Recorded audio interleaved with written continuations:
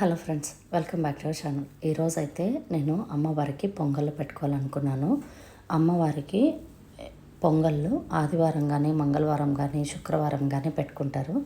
నేను జాతరలో 6వ రోజు పొంగళ్ళు పెట్టుకున్నాను. ఎందుకంటే ట్యూస్డే పెట్టుకోవడానికి చాలా ఇబ్బంది అవుతుంది, క్రౌడ్ ఎక్కువ ఉంటుంది.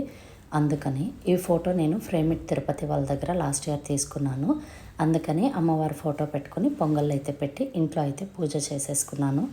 ఇంట్లో అయితే పొంగళ్ళు పెట్టి దీపం పెట్టి ఈ విధంగా పూజ చేసేసుకొని గుడి దగ్గరికి అయితే బయలుదేరేసాము. ఎంత క్రౌడ్ ఉంటుందంటే ఈరోజు నేను మీకు వీడియోలో చూపిస్తాను చూడండి. మీరు ఒకవేళ జాతరకి రావాలంటే 1 to 3 4 డేస్లో వస్తేనే అమ్మవారిని మనం బాగా దర్శనం చేసుకోవచ్చు, అంటే పీస్ఫుల్గా.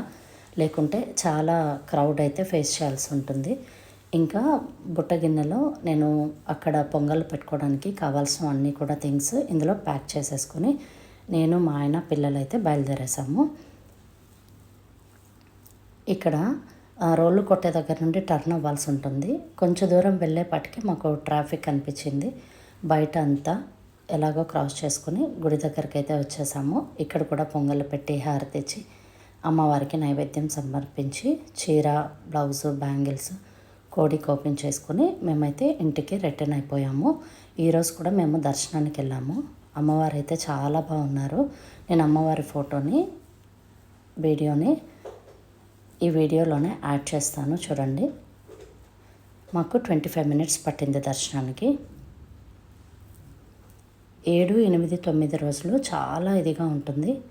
అమ్మవారిని ఈరోజు నేను వీడియో తీయగలిగాను.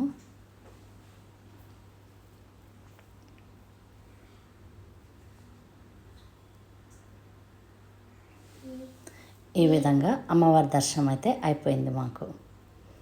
అమ్మవారిని చూసేసుకొని మేము బయటికి వచ్చేసాము. బయటికి వస్తే కొన్ని వేషధారణలు ఉన్నాయి, అవన్నీ కూడా చూసుకొని మేము రిటర్న్ అయిపోయాం. ఇంకొక మినీ వ్లాగ్తో నేను మళ్ళీ మీ ముందుకు వస్తాను. Thank you for watching. 7, 8, 9 days అయితే బీభత్సంగా ఉంటుంది, చూసేయండి. Thank you for watching. Please to subscribe.